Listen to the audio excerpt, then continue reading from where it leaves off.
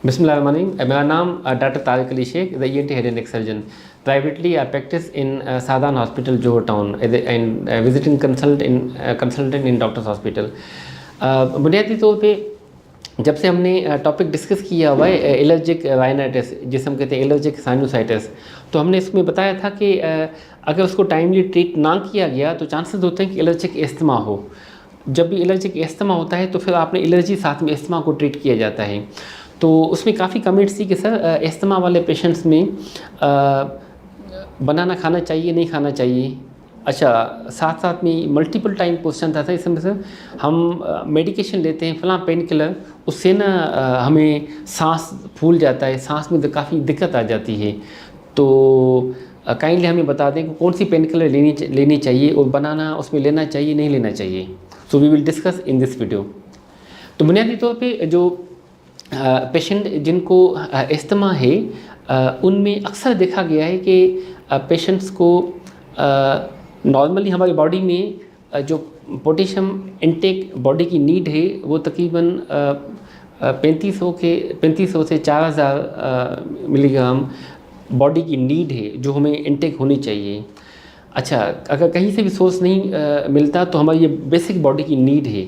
अच्छा, अगर बॉडी में पोटेशियम की कमी हो जाती है, जो पेशेंट हाइपोकैलेमिया में होते हैं पेशेंट, उसमें अक्सर देखा गया है कि वो बॉडी में जो मसल्स वगैरह हैं उनके वीक हो जाते हैं, उनके कमज़ोर हो जाते हैं। अक्सर उनको ना कंधों में गर्दन में दर्द वगैरह स्टार्ट हो जाता है।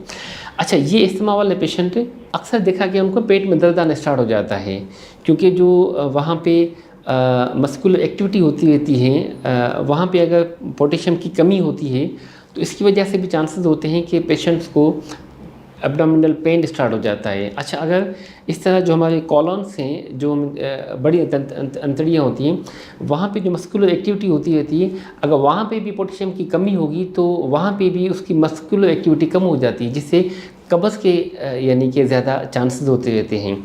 अगर वो ये हमारी कार्डिक एक्टिविटी के लिए भी लाजमी है, अगर वहाँ पे प्रॉपर नहीं होगी तो ऐसे पेशेंट को देखा गया कि बीपी लो हो जाता है, ऐसे पेशेंट को ना कार्डिक एरिथमियास स्टार्ट हो जाते हैं।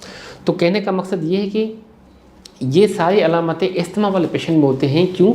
इनको मिसकॉन्सेप्ट है कि जी वो बनाना लेने से ये प्रॉब्लम हो जाता है, हालांकि बनाना ना लेने की वजह से ये प्रॉब्लम स्टार्ट हो जाते हैं, क्योंकि वो बनाना लेते नहीं हैं। बनाना एक सफिशिएंट और अच्छा अमाउंट है फॉर पोटेशियम इनटेक, तो वो पेशेंट जो बनाना लेते हैं, एक तो कोई नशा नहीं करता, दूसरा इसकी लेने की वजह से जो मस्कुलर एक्टिविटी है हमारी बॉडी की, जो हमारे स्केलेटन मसल से उसमें स्ट्रेंथ आती है, तो उसकी मसल की एट्रोफी नहीं होती, ये थके नहीं होते, बार बार थकावट नहीं होती, वो वीक नहीं होते रहते।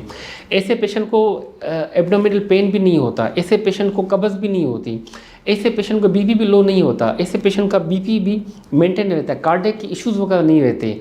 तो banana is a best for asthmatic patient, वो उसमें लिख सकते हैं, कोई मसला नहीं है। दूसरा जो पेशेंट जो कमेंट्स में था कि पेन किलर, बिल्कुल ठीक है।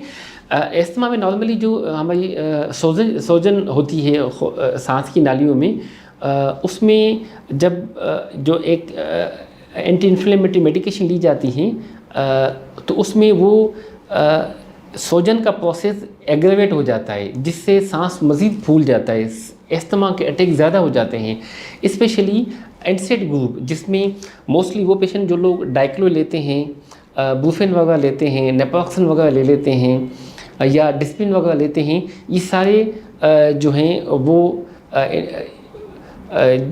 प्रोसेस को एग्रेवेट करते हैं, वो इन्फेक्शन के प्रोसेस को एग्रेवेट करते हैं, वो सोजन को मज़ीद एग्रेवेट करते हैं।